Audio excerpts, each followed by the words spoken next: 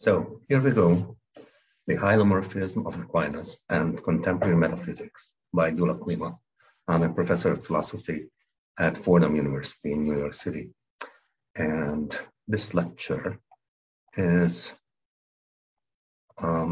actually a reading of the paper that appeared in the journal Divinitas. So we have the abstract in Latin here, which I am not going to read now. And here is the abstract of the paper in English, which I'm going to read so you can decide whether you want to hear the rest of the paper. I mean, the entire paper that is anticipated in this abstract. So here we go. This paper proposes to provide a succinct account of Aquinas' hylomorphist natural philosophy and metaphysics, contrasted with the growing trend of rediscovering hylomorphism for contemporary metaphysics and philosophy of mind. The main claim of the paper is that as long as the contemporary accounts do not recognize the strict logical connection between Aquinas' notions of form and being, according to which being, that's esse, is the actuality of form, and correspondingly, any form distinct from its being is a determination of its act of being, called actus essendi in Latin, they will not properly be able to engage Aquinas' account, which is why their attempts to identify substantial form as structure or configuration of matter will, from a Thomistic point of view, be doomed to be abortive. The concluding remarks of the paper will also relate Aquinas' metaphysical conception of material substantial form as the primary act of matter to the newest ideas in contemporary mathematical physics concerning so-called fragments of energy. First section, hylomorphisms, ups and downs. Saying that hylomorphism has had its ups and downs over the centuries of Western historic ideas would probably qualify as the understatement of the present century. After its somewhat rough start out of the academy through the Lyceum as one of the metaphysical options in antiquity, through a practically unchallenged reign in scholasticism, followed by near complete repudiation and subsequent neglect in modern philosophy, to its rather surprising re-emergence in late 20th century metaphysics, along with the equally unexpected resurrection of the very discipline in the same period. The idea has certainly had a bumpy ride until it has arrived in this century, especially in the contemporary philosophy of mind, as a promising metaphysical alternative between the apparent blind alleys of materialism and dualism. Although by and large true, nevertheless, this is an overly simplistic picture of the story. Hylomorphism comes in many varieties, as do its opponents. For little taste of this range of varieties of hylomorphism, see the paper referred to in the footnote here. This one, the trivia of materialism, dualism, and hylomorphism. Some pointers from John Buridan and others. Okay, this paper considers the several varieties of hylomorphism, hylomorphist metaphysics itself within high scholasticism. Now, going over all these theories and attempting to do justice to all their strengths and weaknesses would be an unmanageable task. So instead, to keep the project manageable, in this paper, I will just barge ahead with what I take to be the best interpretation of Aquinas' conception without paying too much attention to the criticisms of its potential competitors, apart from the occasional jabs on the side, hoping to show that what I take to be Aquinas' genuine conception actually transcends not only the quibbles that can be raised by its potential competitors, but also the conceptual boundaries between scholastic metaphysics and contemporary science. Second section, hylomorphism on the intuitive approach and its drawbacks. Hylomorphism, as it is usually presented and popularly presented, is one of the simplest, most easily understandable of all metaphysical theories. It simply states that all material substances around us, indeed including ourselves, are primarily composed of two basic ingredients, matter, phyle in Greek, and form, morphe in Greek. Just as a ball of wax is composed of wax and a spherical shape, so a human being is composed of human organic material, flesh and bones, and the form informing it, namely a human soul. Yet, upon a little reflection, this presentation is far from simple or obvious. For although it may seem clear enough that a piece of wax is something distinct from its spherical shape, nevertheless, one may just wonder what these metaphysical ingredients are in themselves, what their role is in the constitution of this particular material being, the ball of wax, and how all this is helpful in understanding the much less obvious case of a human person being constituted from an organic human body and a human soul. So let us start with what is supposed to be better understood, the wax ball and its wax and its spherical shape. The wax and the spherical shape are items that we are supposed to understand pretty well from chemistry and geometry. Yet they are clearly not components or ingredients of the wax ball in the same way as, say, the various carbohydrates making up the wax are, whereas the left and right hemispheres of the spherical shape are. And even if we have a perfect geometrical understanding of spherical shape, one of its accidental forms determining how it is, this does not tell us how we should understand the substantial form of the wax ball,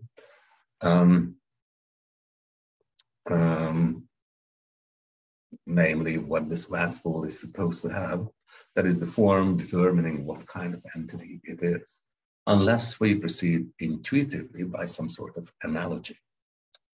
As this sort of explanation usually proceeds, we should think of the substantial form of the wax as having the same sort of relationship to the wax as the shape of the ball has to the ball, just as it is on account of its spherical shape or sphericity that the ball is a ball, so it is on account of its wax-type character, waxiness, if you will, that this piece of wax is wax. Or putting the same point in another way, just as the external shape is an arrangement or determination of the dimensions of the wax, so its waxiness, its internal shape, as it were, is an arrangement, determination, configuration, or structure of its matter. And here are some representatives of the views that are marked by these characteristic terms, configuration or structure,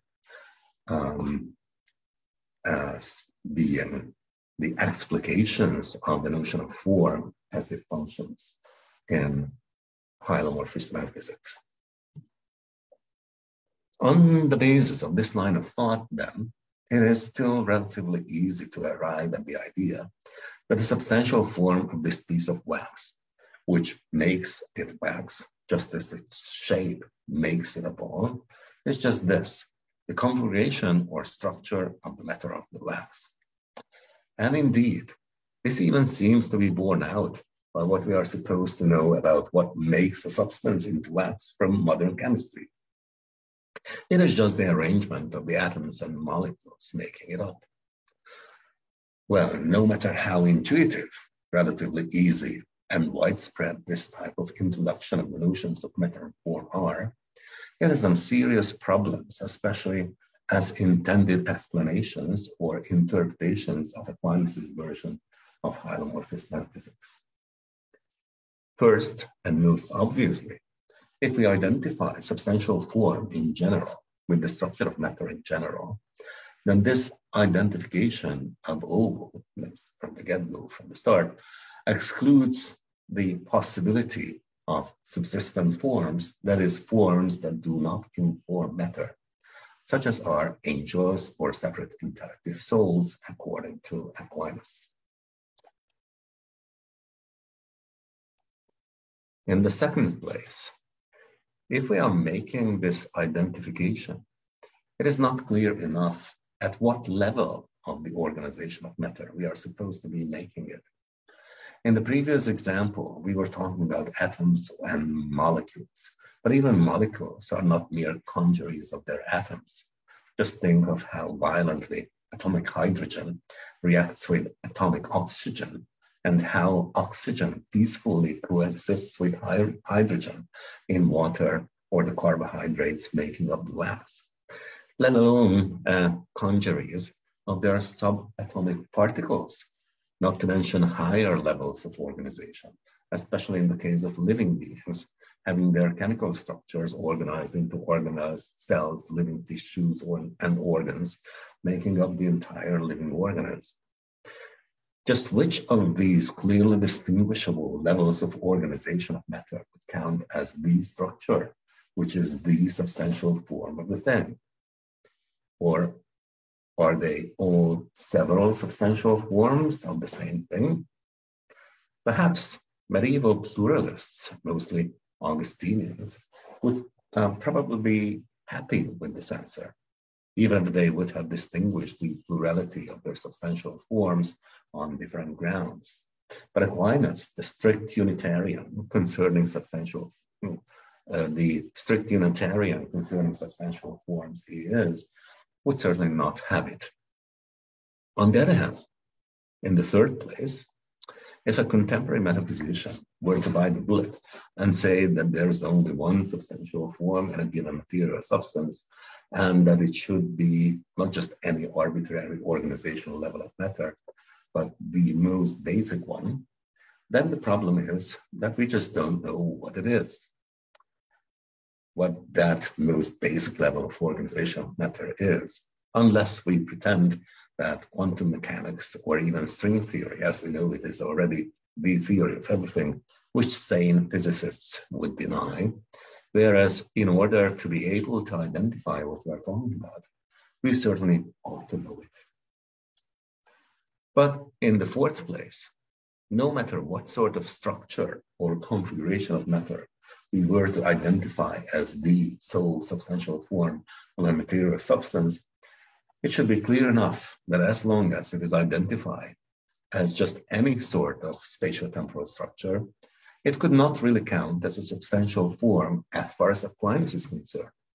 For any such spatio-temporal structure must be some sort of arrangement of the thing's dimensive quantity, an accident that can only exist with the presupposition of the thing's substantial form. Indeed, finally, and in the fifth place, if the thing's substantial form were to be identified as the configuration or structure of its matter, then the order of determination would be just the reverse of what it should be in a genuine hylomorphic composition. For them, what determines what kind of thing we are talking about is precisely its material structure, determining, as it were, the thing's kind from the bottom up, the structure determining its kind. Whereas one of the big advantages of hylomorphic composition in the order of explanation would be that it is top-down, explaining structure from kind. If we have a thing of such and such substantial kind, then it has to have such and such structural features, rather than conversely. If we have such and such material structure, then it is a thing of such and such kind. So, for instance, this thing as a human being, not because it is put together from quarks, leptons, bosons, and whatnot in such and such a way, not leaving any room, by the way, for a possibly immaterial intellective soul, but the other way around. Since this is a human being, it has to have such and such organic material structure down to the most elementary level, leaving open the possibility that this material structure is not all there is to the constitution of this being. Now, obviously, none of these arguments are supposed to be knocked down refutations of the idea of identifying the substantial form of material substances with their material structure. They serve here rather some dialectical motivations for the introduction of an alternative approach to the idea of substantial form, which I would say avoids all these problems from the get-go, and which I think addresses Aquinas' notion at a more fundamental level, namely at the level of how he thinks our words conveying our thoughts grasp the reality of the things we are talking about, which is what I would call, for want of a better phrase, the semantic approach to the idea of substantial form, and in the case of material substances, the prime matter it immediately informs. Well, there's a little note here about this somewhat out of fashion word informs as opposed to informs. Note here that the verb inform here is not the result of a spelling error. I use it to contrast information, the formation of a subject in real being to be what it is and how it is, with information, the formation of a cognitive subject to cognize the objects of its cognitive faculties in intentional being. For more on this issue, see the paper referred to here. So information corresponds to cognitive being, being a cognizer, whereas information corresponds to real being, being informed, made in real being, to be such and such a thing. Okay. Now getting back to section number 3, hylomorphism on the semantic approach and its advantages. One immediate advantage of what I call here the semantic approach is that on this approach, we really do not need to know that much. Good for us. Rather, we need to understand the meanings of the words we are using and how they are related to the things we are talking about. In fact, this is exactly how Aquinas introduces the primary notions of being and essence in his De Ante et Essentia, starting with the significations of their names. On this approach, therefore, we can simply describe the form signified by a common heteromatic term in a thing as whatever it is in the thing, the actual presence of which verifies the term of the thing. For instance, going back to our wax ball, what verifies of it the term ball is the actuality of its round spherical shape, because, where am I? So, going back to our wax ball, what verifies of it the term ball is the actuality of its round spherical shape, because this is precisely what is signified by the term in any single thing that actually has such a shape. As can be seen on this approach, we would not even need to know what the definition or the essence of roundness or spherical shape is. All we need to know is that when we say of a thing that it is a ball, then what we signify in it by the term ball is also signified by the term round and sphere.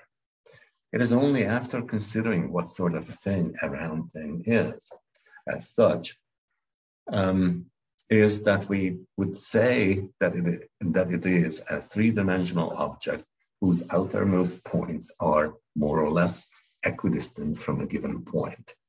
Now, the addition, more or less, is significant here, because obviously, when we are talking about a physical ball, then it does not have an ideal spherical shape, so there is no geometrical equality amongst the radii of this spherical shape, but that issue is now beside the point. When we are forming the geometrical notion of a sphere, we are just abstracting from the minor inequalities of the distances, the sphere points on the surface of a physical sphere from its center. Now, supposing then that this is a good definition of a ball or sphere as such, we can say that now we know what the form signified by the term ball is. It is its shape, which is such that ideally all its outermost points are equidistant from a given point. What is important here from our point of view, however, is that on this approach, we did not need to know this from the get-go in order to be able to identify the form we were talking about. This also means then that we need to know, this also means that we need not know anything about the substantial form of the wax or of any other substance, for that matter, in order to safely identify this form and refer to it in our discussions in finding out about its nature, properties, and relations to other things. In fact, this is the next important point. And this is the next important point. On this approach, we can also precisely identify what the actuality or being, esse or actus essendi of such a form and of the thing it informs is, without having to know anything about precisely what it is. Well, here informs would have to be informs once I introduce it. In any case, the point is that we need not know what the form is, and we need not know what the act of being, actualizing it is, but we can still identify these items that we are talking about with precision, without having to know anything about precisely what it is. For we can simply say that the act of being of such a form is nothing but verifies of it the predicate is, as long as it is actual. As I have done in several earlier, more technical papers in more detail, we can actually formulate these ideas in a mathematically exact form using the well-known techniques of formal semantics in the following way. Let P be any concrete common predicate of our language, and X a variable referring to any individual in our universe of discourse of which P is predicable. Now, let SGT of P be a semantic function from such individuals to their individualized forms signified by P in them, hence the abbreviation SGT. That is, it is the signification function. So if U is such an individual element of our universe of discourse, named capital U, then SGT of P of U is going to be such a form, the actuality of which will verify the predicate of the individual in question. Accordingly, in our semantics, we need to distinguish at least actual and non-actual elements. So let us call the set of actual elements capital A, which is then a subset of the entire universe of discourse, capital U. Using this machinery, we can state the criterion of truth of a simple predication X is P in accordance with what is usually referred to in the literature as the inherence theory of predication as follows. The clause ITP refers to this inherence theory of predication, which states that the sentence X is P is true just in case the SGT of P of f of X is an element of A, where f of X, the semantic value of the variable X, is an element of the universe of discourse.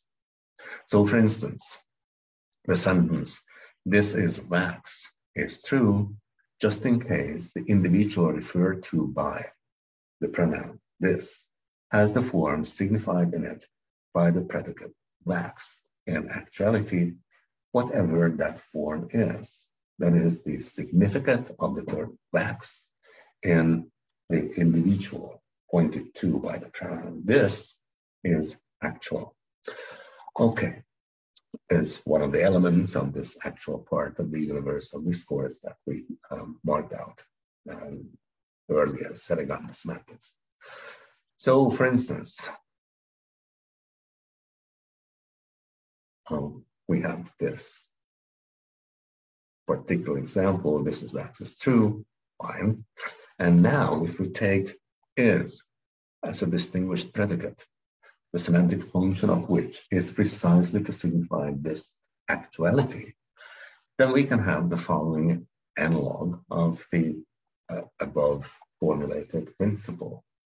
ITBE, that is the in-Paris theory of predication concerning this distinguished predicate, exists, or esse, or is, in English. The sentence X is, absolutely speaking, is true just in case the significant of this predicate is in the value of X, f of X, is an element of A, that is the set of actual elements of the universe of discourse, where the significant of the predicate is in U is an element of A, just in case U is an element of A. Now, this last clause requiring that the significant of is in U is actual, just in case U is actual, is what renders this semantic predicate a distinguished predicate, and the existence predicate, which simply predicates the actuality of whatever it signifies in a thing for which the thing needs to be actual as well.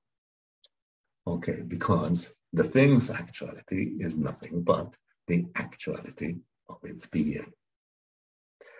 Now, these little technicalities simply help us to initially identify and to keep track of what we are talking about as we are trying to determine the identities and distinctions of the items thus picked out as the semantic values of the phrases we use to talk about them.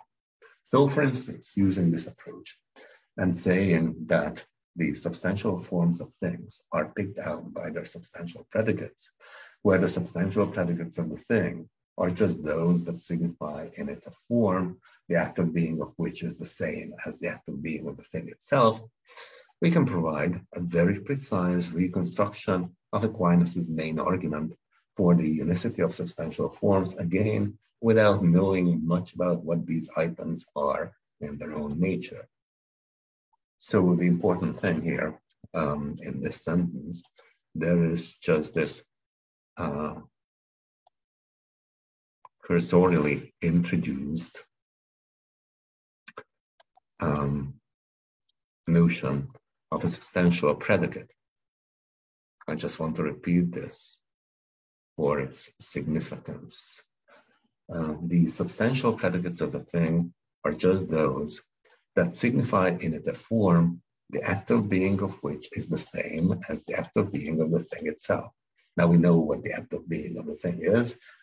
It is what is signified in it by the predicate is. And we know what the act of being of a form is. Same way, it is what the predicate is signifies in that form. Now, that form will be a substantial form of a thing that is a substance, just in case the esse of the form is the same as the esse or act of being of the thing itself. And then the form being a substantial form, the predicate signifying that form will be substantial predicate of the thing. The point is that since the esse of the form and the esse of the thing are one and the same act, the thing cannot lose this form without going out of existence, right? And that is precisely what makes this form its substantial form, because that is what gives it its actual being, its actual existence. Now, let us say we have a thing that has two substantial predicates, S, that is species, and G, standing for genus. Aquinas' main argument is to show that if these two predicates signified two distinct forms in the same thing, then one of them would have to be accidental, contrary to our assumption, because we just assumed both of these are substantial predicates, so these signify a substantial form of the thing. But if these forms are distinct, that is, the thing has two substantial forms, then Aquinas argues one of the predicates would have to be an accidental predicate. One of the forms signified by these two predicates would have to be accidental. And so we would go against our original assumption.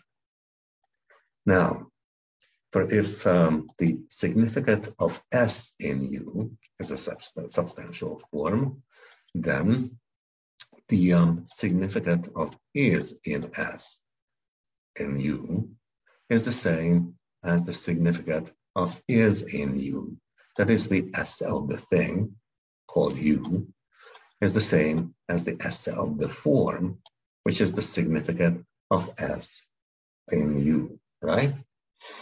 So that would be the scenario based on the previously introduced definition of what a substantial predicate is, and correspondingly what a substantial form signified by such a predicate is. Okay. Now, however, if the significant of G in U is a form distinct from the significant of S in U, a distinct entity, then the significant of S in U cannot be the same as the significant of is in the significant of G in U. For distinct forms, as distinct entities, cannot have the same act of being in the same way. After all, unum et ens convertuntur, that is, one and being are converted, as Aquinas repeatedly claims.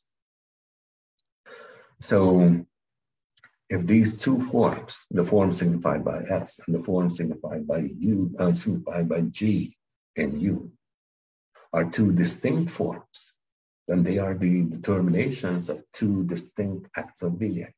But these two distinct acts of being cannot both be identical with one and the same act of being of U. So these two forms cannot both be substantial forms. One of them would have to be accidental. So, and in this semi-formal statement, it sounds like the significant of is in the significant of G in U must be distinct from the significant of is in U, which means it cannot be a substantial form of U, and hence G cannot be a substantial predicate of U, contrary to our assumption.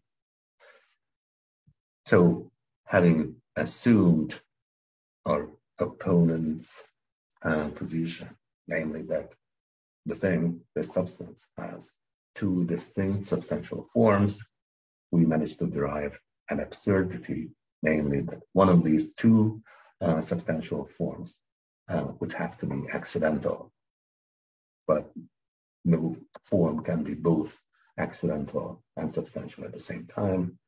So we derive a contradiction, which means that the assumption from which we derived it cannot be true, So there cannot be two substantial forms in the same thing, but if the thing exists, it has to have at least one substantial form. So it must have exactly one substantial form. Now, for instance, if the wax ball is already informed by the substantial form signified by the credited wax, which means the esse of the wax is the same as the esse of that form, then if it were to acquire another form signified by another predicate, while it stays in existence and so stays wax all along, then the newly acquired form will have to have an esse distinct from that of the wax. So it must be an accidental form, just as Aquinas says in many places. To be sure, the point of this brief reconstruction of Aquinas' argument was not to present it as a knockdown demonstration of the unicity of substantial forms, although based on some further metaphysical considerations concerning the relationships between various sorts of things and their acts of being, which would definitively exclude the possibility that two distinct forms can share the same act of being, I would argue it can be turned into a strict demonstration. But rather, the point was to illustrate how this conceptual machinery on this semantic approach can be used to arrive at definite metaphysical conclusions without knowing or just assuming too much about the nature of the things we are talking about. But this is exactly how Aquinas can safely proceed with his metaphysical considerations, despite his famous complaint that no philosopher ever found out about the nature of a single fly. We don't really need to know much about these natures in order to be able to arrive at definite conclusions concerning the identity and distinctness of the semantic values of the phrases by which we are picking out these items, these metaphysical components of things in this hylomorphist metaphysical framework. So we would still want to know now what it is in the nature of things that we're talking about in general. So what is a form? I raised the question in section 4. What is a form then on the semantic approach? So despite the fact that on this approach, we are assuming so little about the nature of forms, of the forms we are talking about, based on how we identify them, we can provide a general characterization of what they are. A form is a determination of an act of being, esse, given that an act of being is nothing but the actuality of a form, esse est actualitas omnis formae naturae, as Aquinas famously declares in the first part of his Summa. So, what does this all mean, and what do we gain from this understanding of the notion of form and the correlated notion of matter? In the first place, let me try to elucidate the notion of form we can gain on this semantic approach, and then let me try to show its worth by presenting how it avoids the difficulties I listed against the intuitive approach earlier. When I say that a form is a determination of an act of being, all I mean is that the form of a being whose act of being it determines is precisely what determines what the thing in question is and how it is, out of range of all sorts of possibilities. The substantial form of wax determines what it is, that it is wax as opposed to some metal or plastic, an amoeba, a human being, or an angel, or anything whatsoever. By contrast, its round shape determines how it is, namely that it is spherical as opposed to cubical, pyramidal, or amorphous, not having any regular shape whatsoever, while other accidental forms determine how it is with respect to its other features, such as taste, smell, weight, etc. Now, how does this understanding of form avoid the objections raised to the notion gained by the intuitive approach listed above. As far as the first objection is concerned, the answer is really easy. Not defining form as the structure of matter clearly does not tie the notion of form to material substance. An immaterial substance can clearly have, or rather be, some form or forms determining what it is and how it is without having to inform any sort of matter whatsoever.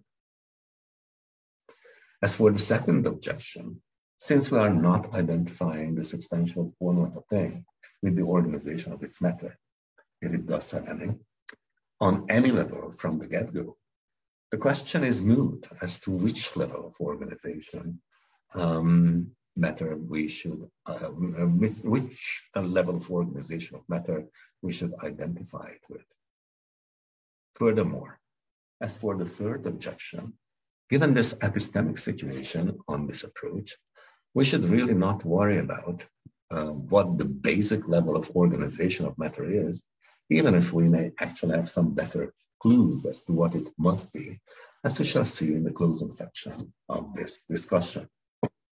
As for the fourth objection, therefore, whatever we may actually happen to identify as the most basic form of the organization of matter based on our best microphysics, we can always say that that organization is the result of the determination of the being on the material substance in question, which presupposes this primary determination by the substantial form of the thing in question in a given spatial-temporal region, whatever that is, being itself also determined by its substantial form to being what it is and how it is.